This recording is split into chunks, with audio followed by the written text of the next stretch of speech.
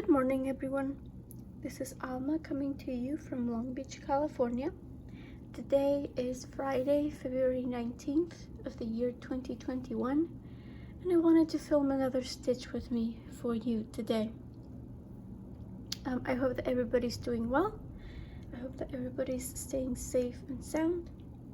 I want to welcome all of you returning viewers and subscribers. Thank you, as always, for your continuing support. And if this is the first time that you're visiting, then welcome. I hope that you enjoy your visit and you decide to return and subscribe and check out the regular FlossTube updates if you're interested. So for now, I just wanted to spend a little bit of time together, kind of winding down from the week. Today's project is going to be, oops, sorry about the glare.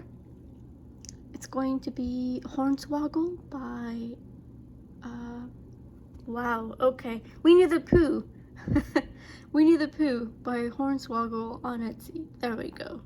That's what I wanted to say. Sorry guys, my coffee hasn't kicked in. I have finished it, but it hasn't kicked in yet apparently.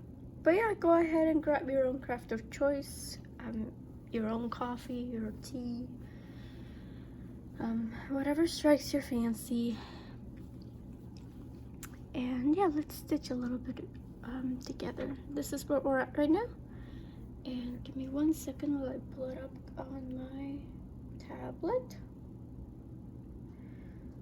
The pattern isn't compatible with Pattern Keeper, but I do have it on my Google Drive so that I didn't necessarily have to print it out. And this pattern, I think it was on my last FlossTube update where I asked there we go. I asked my viewers if for their opinions because the piece has a lot of background around it and I am on a deadline, so I asked for viewers' opinions to see if they thought it would be, if they thought I could get away with doing half-stitched background, and it was pretty much unanimous. I don't think anyone suggested to not do a half-stitched background. So here we are.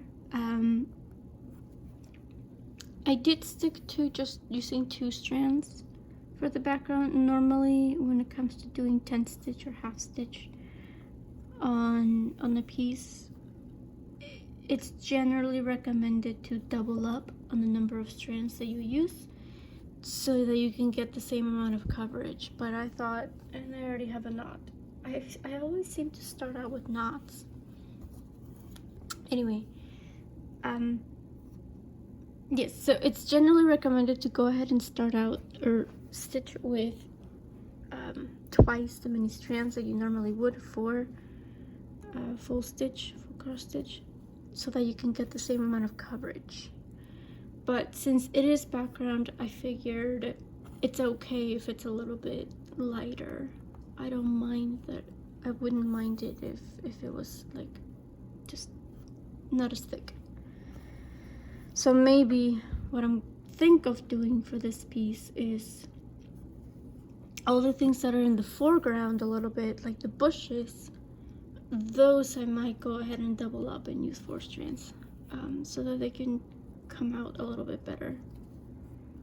But for now, we are going to stick to 2 strands on at least the blue shades.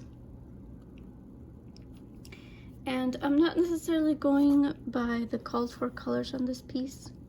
This is a D-stash piece, which in and of itself was a little bit difficult for the blues, I guess. These are the shades of blue that I'm going to be using. So from lightest, I guess, it would be like so. Oh, here. Okay. There will be a little bit of blending going on, but even just coming, even just like finding these, not finding them, but just settling on these shades was the most difficult time. I spent way too much time fussing over it. I considered just using the called for colors, but even the call for, because the shades of yellows and light golds that I used for Winnie the Pooh are already different, so I didn't feel that the called for colors went well with those yellows. So it's kind of like, well, I've already done it for one set of colors, like the yellows, so now I have to do it for all of them. And that wasn't my idea of fun. But I think it'll look okay. And at the end of the day, my friends that are getting this are not gonna know the difference. I'm not going to know. So yeah, so once I settled on those colors, I was like, okay, that's it. Let's just do it. It's fine. Everything will be okay.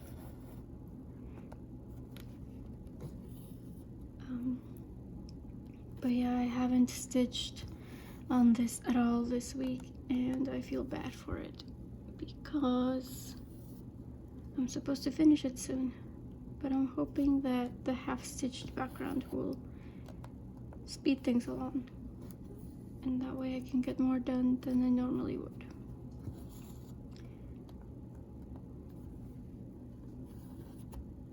It's all about school, really. That's really the main reason why I wasn't able to stitch as much this week, which is to be expected.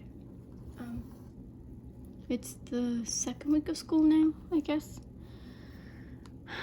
We started on February 4th or 6th, I think that's what it was. And so now the first week was just kind of introductions. Here's the layout of the course, here's how we're gonna do things.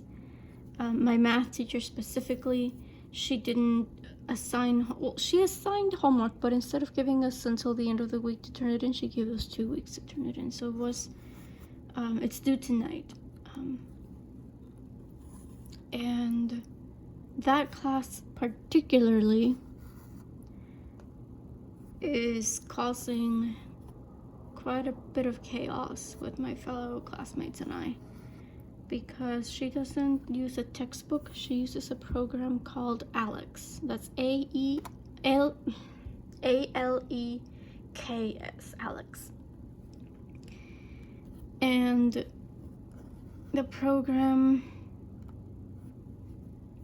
I like to say that it's tough love, because the way that the program is set up is when you first start using it, when you first start a class, so the professor kind of set up the modules, she set up the lessons that she wants us to go over. And so what the program does is, before you even start taking those lessons, you take what they call, or what it calls, a knowledge check, an initial knowledge check. So that's how the program knows what topics you already know, what topics you kind of halfway know, and what topics you just don't know at all.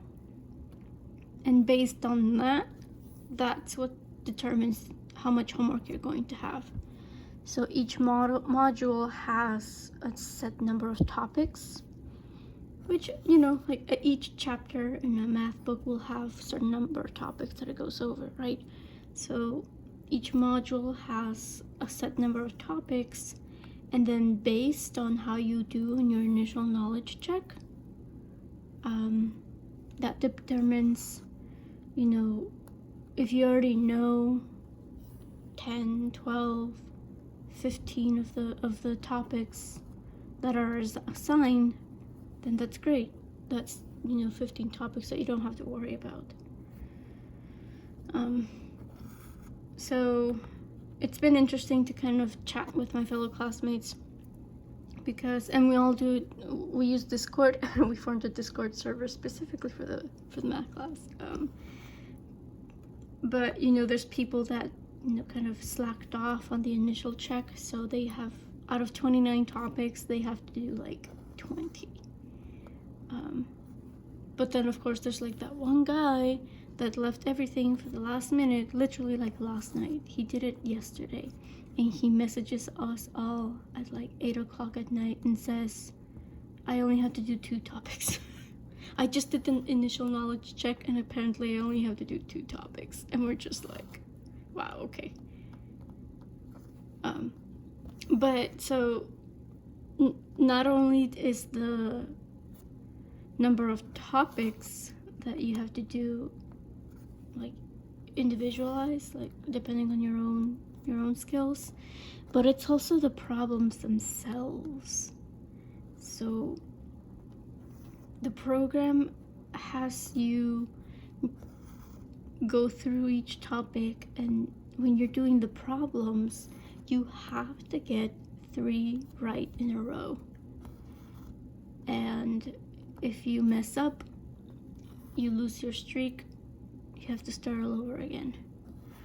And say you have 2 right and then you get 1 wrong, then that's like -1. So you're back to just getting 1 right overall.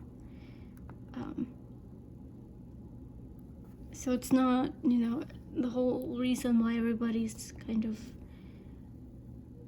not upset, but they're not really happy with the program, is because it's not like the teacher just assigns a set number of homework problems and then we're done. No, it's you're being, again, it's tough love, because yes, it sucks that you have to get 3 right in a row, but at the same time, it's for your own good. It's for your own good, so that you can go ahead and master the concepts and actually know what you're doing.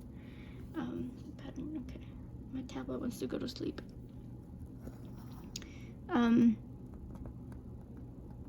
So yeah, so it's been an interesting time. I was able to kind of pace myself so that I finished everything yesterday, at least everything math related. And same thing with coding. I turned in my coding homework on Wednesday, even though it was due on Thursday. So now all I have to do is, well, I have to take a quiz for math. So she uploads weekly quizzes that are available to us throughout the weekend. It's timed, so once you open it up, you only have an hour, I think, to take it. Or I forget how long, but point being is you kind of have to, she's allowing us to work around our schedule, right? So work around our weekend schedule to determine when's the best time to take the quiz. But once we sit down and open up the quiz, we only have an hour to take it.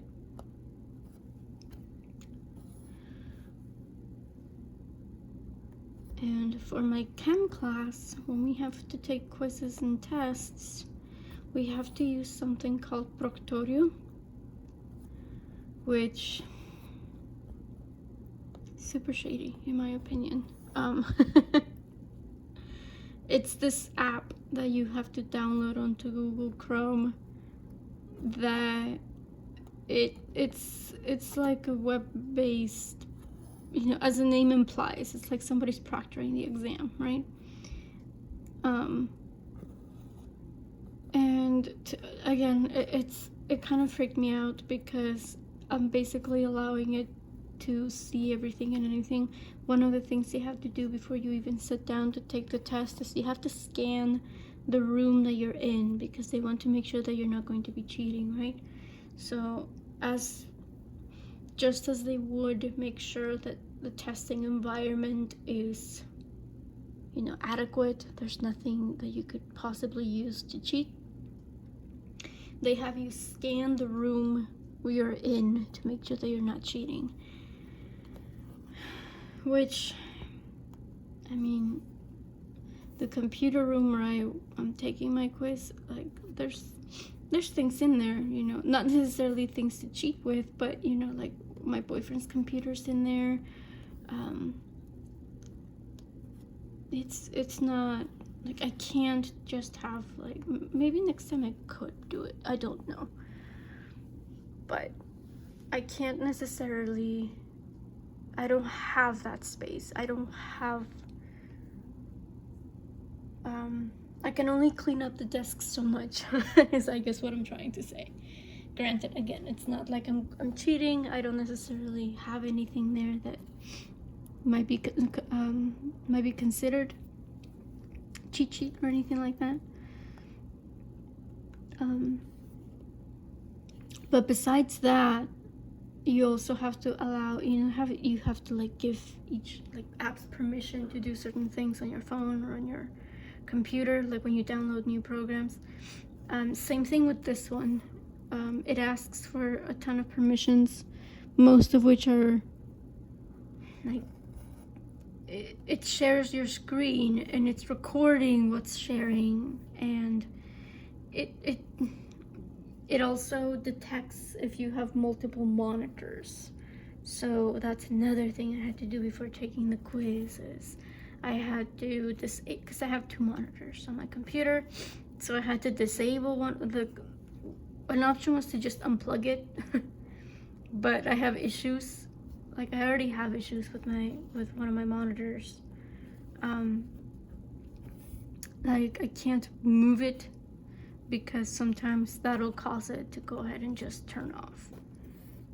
So I was like, okay, I don't want to unplug it because I may not be able to plug it back in properly. So for me, the best option, as annoying as it was to disable the monitor. And then once you disable the monitor, you also have to close any tabs that you might have open, and it knows, you know, like because I had a ton of tabs. I had, like, you know, YouTube open, I had Facebook open, I had my email, I had a ton of tabs. And so you get a little message that says close all tabs, 7 tabs remaining. Like, it knows. So it's just creepy, and I wasn't comfortable with it at all. But that's, I guess there's a lot of professors that use it, especially now that it's pretty much all they can do is have online classes. But, you know, I've also had professors, like my coding professor, all he needs is to see your face. He kind of trusts. Well, for him, I guess for him it would be a little bit different. The quizzes are closed book. The tests are open book. But the quizzes are, for him, are just like 20 minutes, I think. And he'll go ahead and just let us take it as long as he can see our faces on camera. He's okay with it. And I've also had professors, like last semester I had a professor that as long as she could see your workspace, she was okay with it. She didn't necessarily have us scan the whole room. And she was actually okay. She was pretty chill about it because it was one of those things where, you know, her having a family of her own, she understood that sometimes it's just impossible to find that quiet space, to find that even just like an empty space, a clear space for you to work in. So for those people that had like kids running in the background, she understood, and she was just like, make sure that they're not, I mean, we're all muted anyway, so it's not like we would hear them making noises, but, you know, she just kind of advised us to do the best we could in terms of setting up a proper test environment. So yes, it's been interesting. Again, this semester's it's definitely different between the Proctoru thing and just having the Alex program for math. Again, it's kind of like tough love type of thing.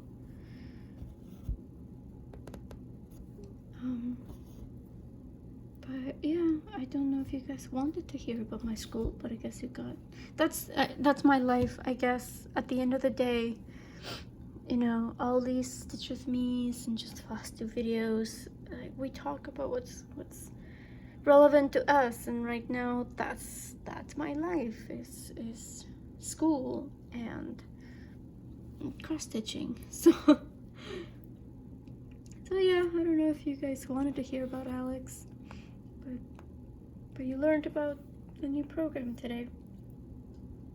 I do have a FlossTube tag ready for the remainder of the Stitch With Me, and this tag,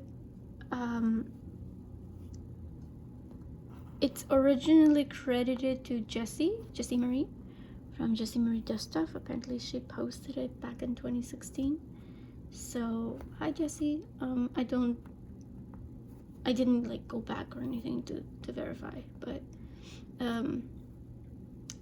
it's called a behind the scenes tag.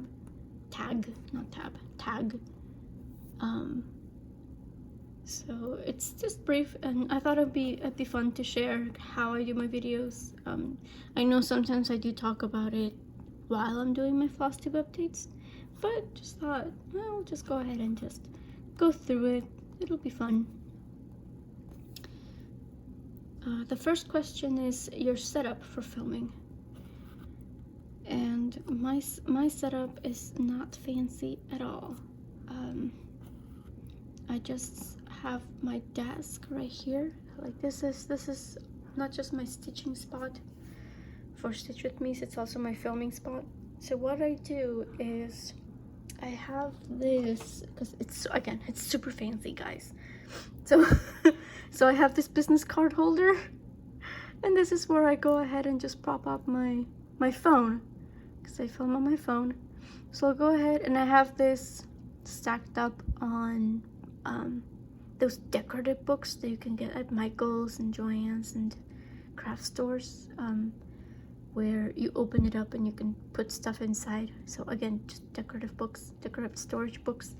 So I have like 2 of those, because they're about this thick each. So I have like a couple of those stacked up, and I pop this on there, and that's it. That's where I put my phone.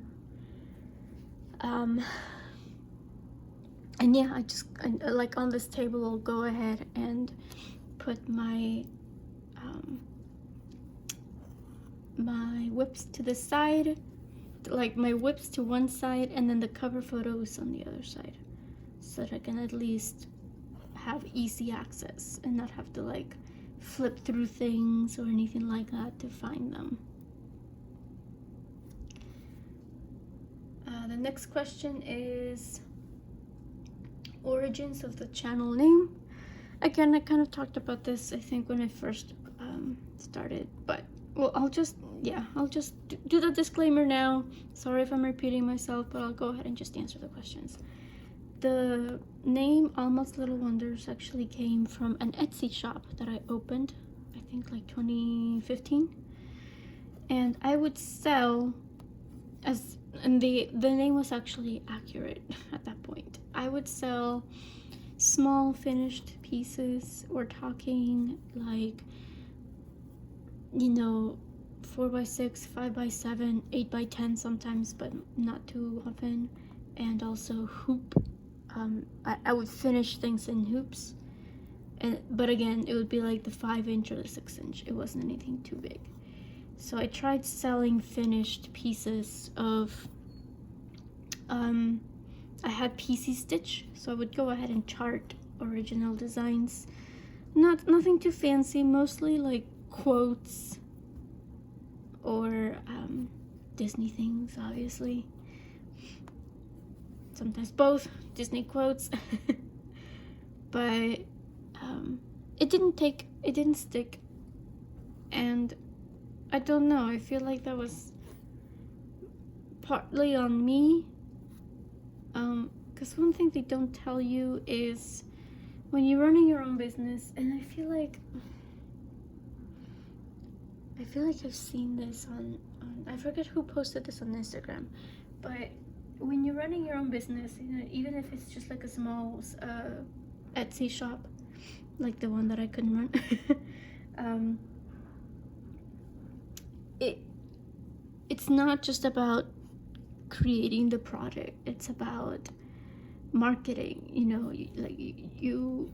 it's not just the hours that you devote to creating the product, you also have to devote a lot of time to getting your name out there, you know, promoting yourself. Instagram, at that point Tumblr was big.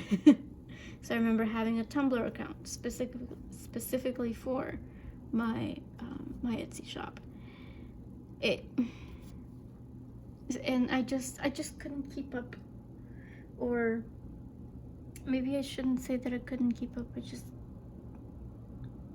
didn't devote as much time as I could have. And pardon me while I'm counting. Okay, I did miss one. Okay. But yeah, that's essentially where the channel name came from. My failed Etsy shop. And I just decided to keep the name. You know, I already had the email associated with it. I already had a couple of, you know, social media accounts set up under that name. So I thought, okay, that's fine. I'll just pick this back up and use it for my videos instead. And that actually, that actually kind of, not backfired per se, but somebody found, and I'm pretty sure this was one of my Hispanic viewers, but somebody found, a couple of people actually, found the Facebook page that I had set up originally for my Etsy shop. So I guess I forgot to shut that down when I closed up shop, but they found the Etsy shop or the Facebook page, and they thought it was for my channel, so they started like messaging me through that page. So I kind of just let them know, like, hey, this isn't necessarily active anymore. If you want to go ahead and reach out to me, go ahead and just go through Instagram or YouTube. And at that point I did go ahead and deactivate the page so that wouldn't really happen again. But yeah, that was that. First video was January 4th, I think, or January 3rd of last year. So I just had my anniversary. I started in the first Friday of the year was when I filmed for the first time. So that's usually, like this year, that's when that weekend I just kind of celebrated my anniversary, even though I think the exact day was Sunday this year. I'm gonna go ahead and change my threads here. So that's when I started the videos in English. The videos in, oh sorry, earthquake. The videos in Spanish I didn't start until March, so that anniversary is coming up within the next couple of weeks. And it's certainly been a ride, guys. I didn't expect it to become as big as it has. And I say big, you know, some people, obviously a lot of people have more followers, more subscribers, but I am very much happy with my little niche, with the people that do come back week after week, and people that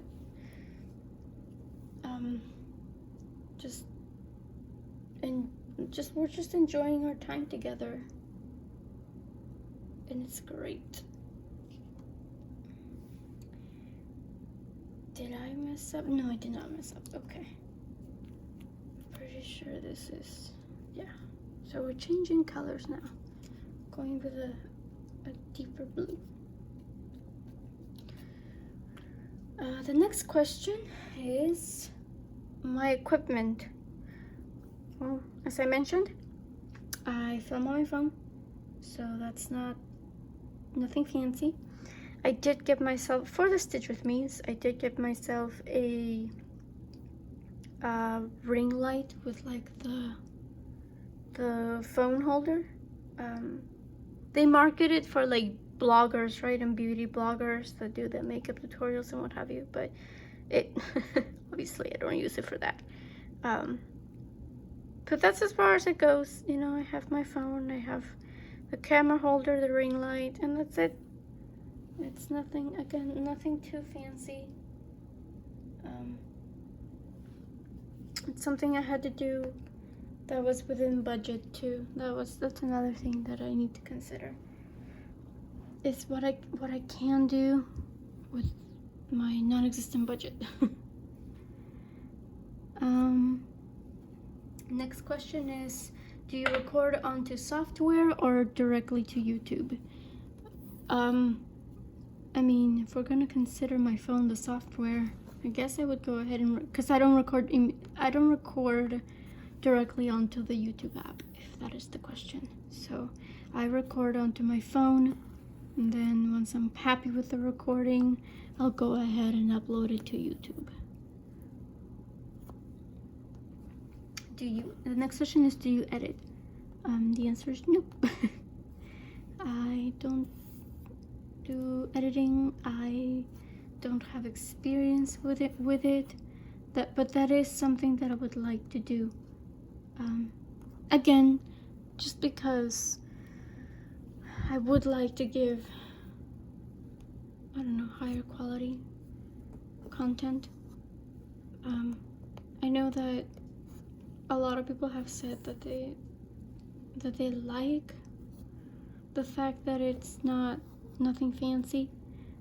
But I would like to at least have, you know, a lot of people will have like their title cards with the music playing in the background.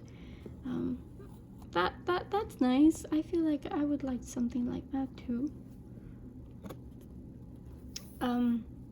But in terms of, you know, putting pictures in as part of your video, that's something that I would like to do as well. But as of right now, it's just one shot straight through. That's why I like printing out the covers, so that instead of giving you guys like a picture of what it looks like, I can just pull out the printed cover photos of the whips. Next, if things go wrong, do you restart? And it all depends on what exactly went wrong. If, you know, if my boyfriend comes out and he starts talking or something like that, then yes, I'll go ahead and stop recording and start over. But if he just comes out but stays quiet, because now, you know, now he knows. He knows when I record, he knows how I record. So sometimes, like for these Stitch With Me specifically, like he knows that the camera's not facing out, right? So he knows that he can go ahead and come out and walk around, and it's fine. But if it's a FlossTube update and he decides to come, like he can't come out unless he wants to like make an appearance and say hello, which he never does.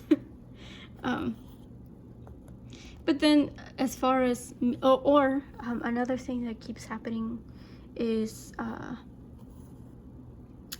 if we have sirens, if like an ambulance or a police car drive by, that is for me immediately a, you know, stopping point, and I have to start over. Because it's just not fun.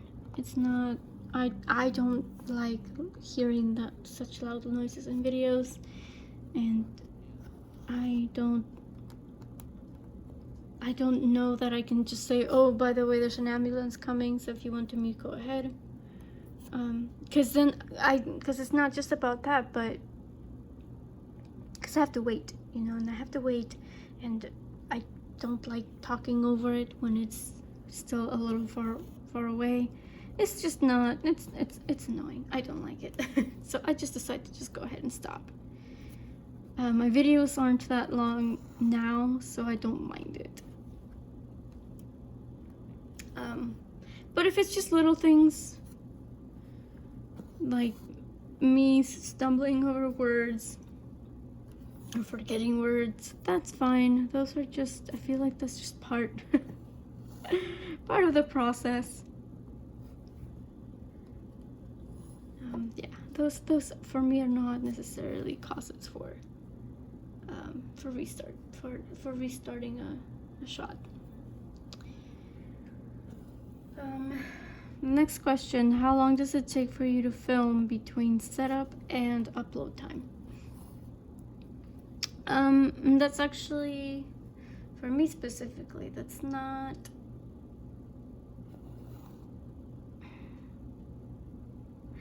I can't really, did I mess up? 1, 2, oh, okay. I did mess up. For me specifically, that's kind of a little harder to gauge because I film everything twice. So I film in Spanish and I film in English. For the most part, my videos are between like 25 to 35 minutes long, depending on how many whips I have and what I want to say about them. So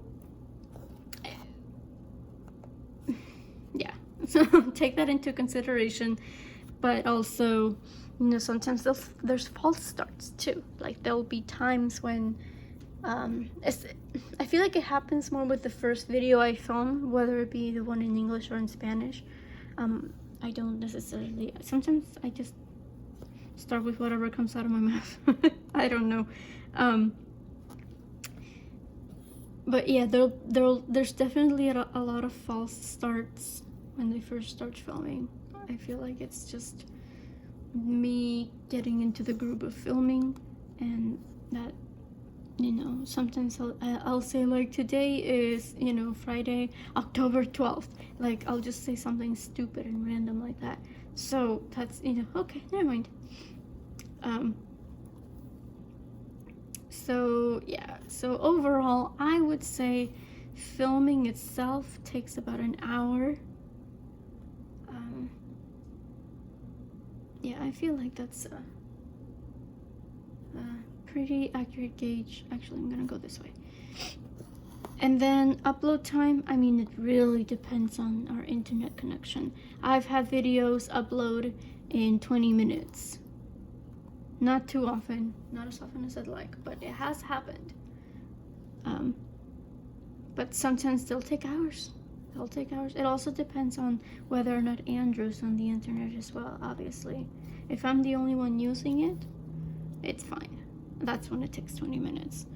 But if he's online and he's either gaming or even just working sometimes, it can take a little bit longer. Okay, there we go. Prep work. Do you follow a script? How do you organize yourself to film? At this point, I already have a pretty solid routine, as in how I do my segments, like how I explain my whips. If I give myself enough time to prepare, I'll go ahead and organize the whips, like set them up on my desk in the order that I worked on them. Or alternatively, because this ends up happening anyways, right? Since I do my challenge groups, I'll go ahead and put them in the order of the tasks, right? So then I can do, the first homework assignment we had for magical stitches is this, and so that's how I set up that's how I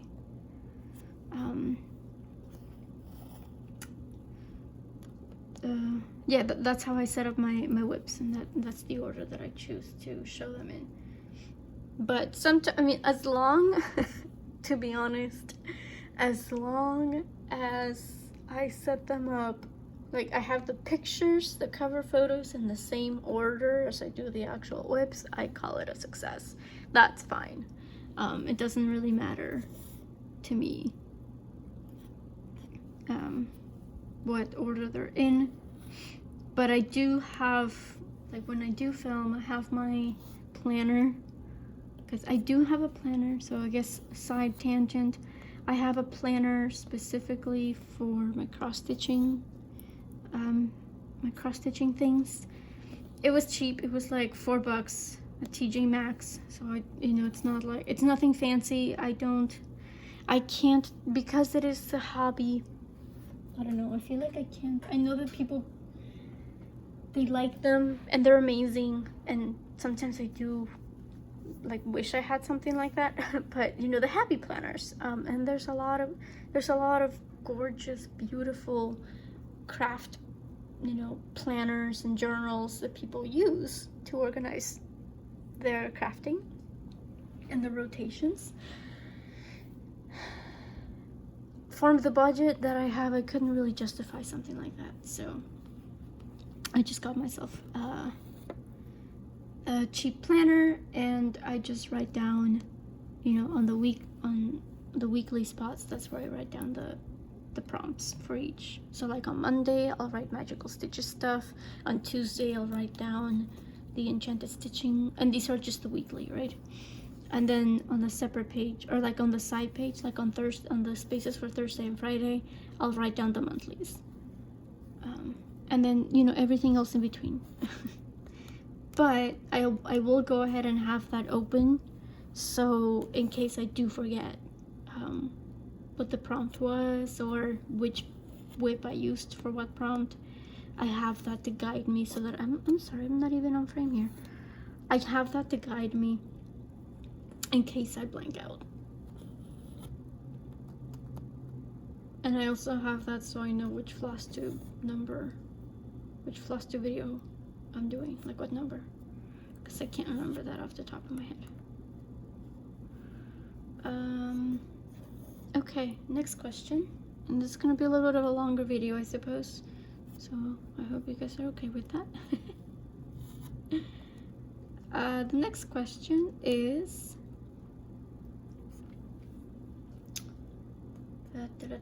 oh, do you watch your own videos? We only have a couple of these left, so it's not going to be too much longer. But do you watch your own videos? I used to. When I first started filming, I used to watch them back.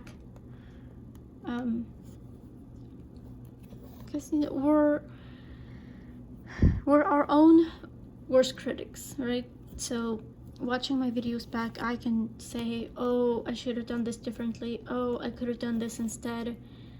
I do remember one getting a comment from somebody saying that I said a lot. Which, I mean, I know so many people do that, and I'm sorry, I know it bugs a lot of people, but I can't help it. But that was one thing that I did too. So when I got that comment, I watched it back to see, like, do I? Let me see. And I do. Spoiler alert, I do. But otherwise, I guess, okay, I guess another reason why I could watch them, because I mean, I stopped. First of all, it's weird watching myself back. Second of all, I feel like I found my rhythm. I don't ramble on too long. And the people that watch my videos are okay with this. So on that note, I do have a little bit of a story. Again, a little bit of a longer stitch with me this time. I'm not gonna say the name of the FlossTuber because I just thought of this, and so I haven't really asked permission to talk about it, so I won't say who it was. But one of my favorite FlossTubers, she's a beautiful soul inside and out. She recently got a comment on her FlossTube, and her FlossTubes are like an hour long or thereabouts. She only films, I think, once a month, so they do tend to go a little bit longer. But as we all do, you know, sometimes it's not just about showing the whip and showing the progress. Sometimes we get on little tangents, you know, we talk a little bit about the whips or the thought process that went into the whips or working on the whips. And so she got this really nasty comment, but this person that said, you know, like, you ramble on too much, just, you know, show your whip and, you know, GTFO essentially. And you know, this lady was just adamant about the fact that she doesn't care about the side conversations or the side tangents. She just wants to see the cross stitch, and she was, you know, demanding that this FlossTuber just do that instead.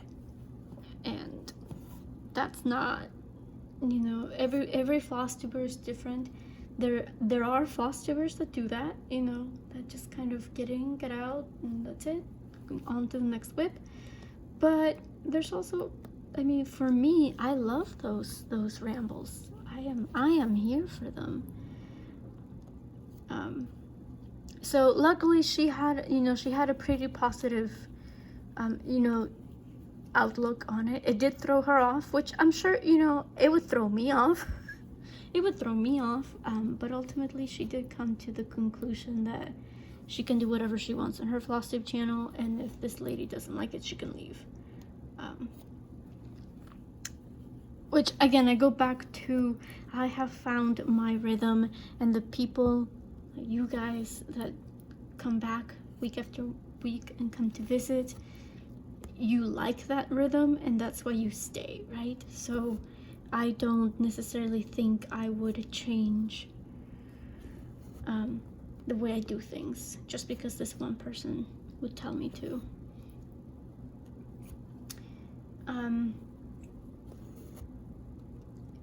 Even, see, I said again. But yeah, I guess that was just a long way of saying that I don't watch my video. I'm not as self-conscious about my videos as I was when I first started filming a year ago.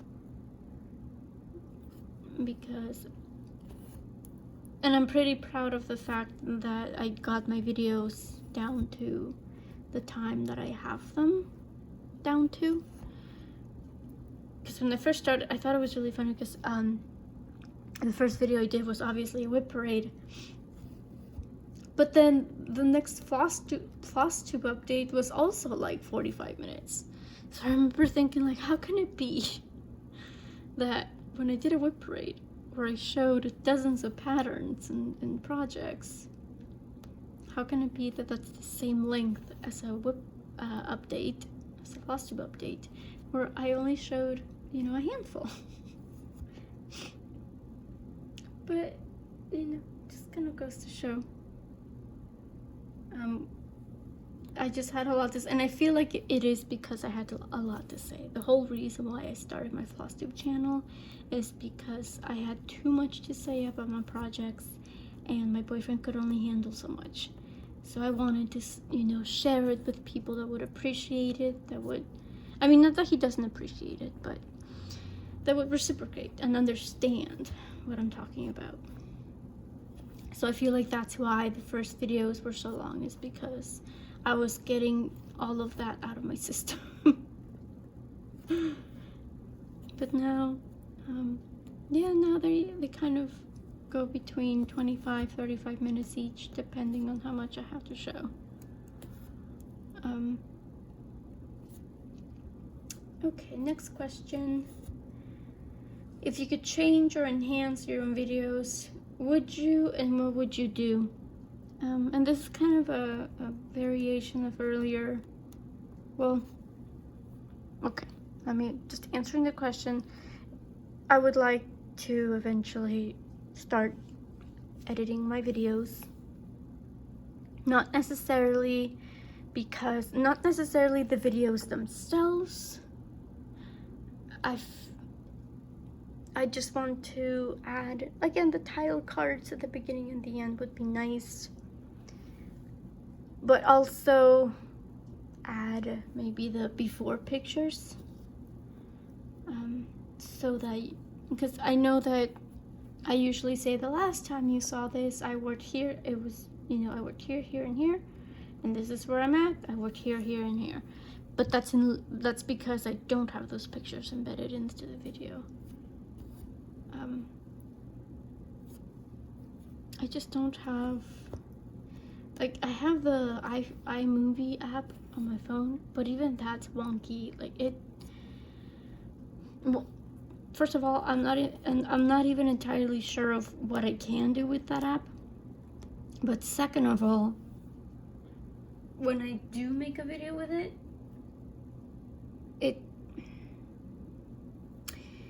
it's like I don't know, I feel like it just creates an entirely new video, and it's bigger, so 9 times out of 10 when I have to use that app, I can't, you know, like for the few times that I have tried to put 2 videos together, it doesn't like it. It hates it. It just goes, nope, you are, I think I messed up. I did mess up. Okay, that's fine. I can fix it. Yeah, again, I think it just creates an entirely new file. And so because it's a new file and it's bigger, I don't know why, but it always makes it bigger. It takes up more space on my phone. 9 times out of 10, I get a message that said, nope, you don't have enough storage. We can't download this video. Filming my whip parades at the end of the year was a mess because of that. I had to delete so many things. So many things. And I was not a happy camper. Okay, I actually think, okay, here's what we're gonna do. Because I need to add a stitch to all these rows. I messed up. This top row should have been 5 stitches instead of 4. So I think what I'm gonna do is I'm gonna go like this. Anyways, long story short, I would like to add pictures and title cards, but I need the equipment to do that, like on my computer. Okay.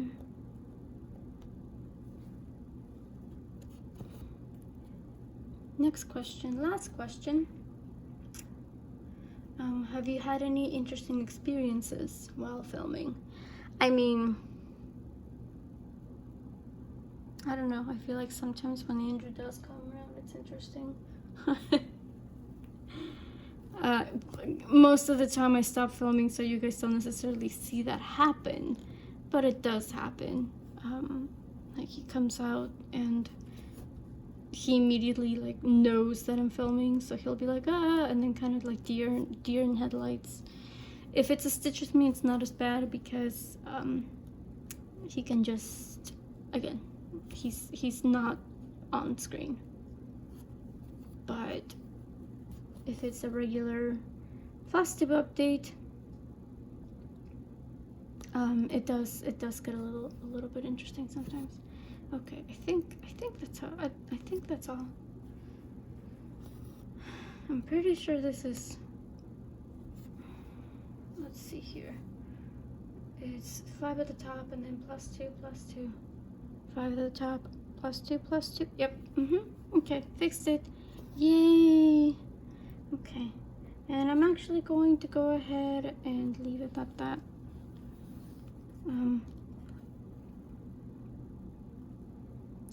Yeah, I'll go ahead and leave it. Because I think my thread's gonna be running out soon anyway. But yeah, thank you guys for joining me today. We got a little bit of work done on this. I actually had to frog. Fun fact, so here's a fun tidbit. So I started on this. So I had my colors, right? I picked out my colors and I was like, okay, I'm finally doing this. this shade of blue, which I guess it's not as, it's fine, whatever. I thought the difference between the two shades would be a little bit more visible, but I used this shade of blue for the center, so I used the wrong color.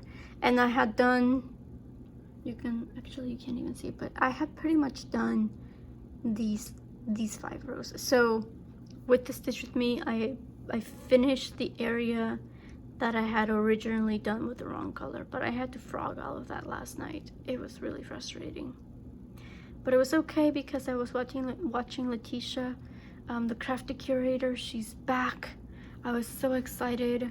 I didn't realize how much I missed her until I was watching her videos and listening to her voice. If you don't watch her, you should go ahead and check her out. She just uploaded her first video in like 8 or 10 months. So I think that's why I was so excited, is because I had just found her when I was doing my own videos, and then she stopped uploading. She was still very active in Instagram. She's always posting on Instagram, so it's not like she disappeared off the face of the earth. But